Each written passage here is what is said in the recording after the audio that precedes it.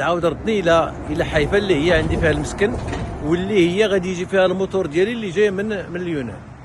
حيفا مدينه تيسكنوا فيها الفلسطينيين والاسرائيليين بجوج، لانه كاين البلاصه اللي فيهم غير الفلسطينيين وكاين البلاصه اللي فيهم غير سميتو الاسرائيليين. ولكن دوك ديال الفلسطينيين ديال 48 اللي عندهم جوازات اسرائيليه تيمكنوا يمشيو بجوج، واخا تيكونوا فلسطينيين تيكونوا حاملين الجواز هذا الشيء يقول لي الاسرائيلي. وهذا واحد منهم التاكسي اللي جابني. المهم حيفا هي هذه مدينه جميله جدا. هذا الشيء راه ديال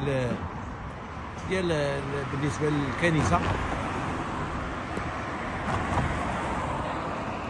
فيها مناظر جميله وسياحيه حتى هي كذلك. حياكم الله، تبارك الله عليكم.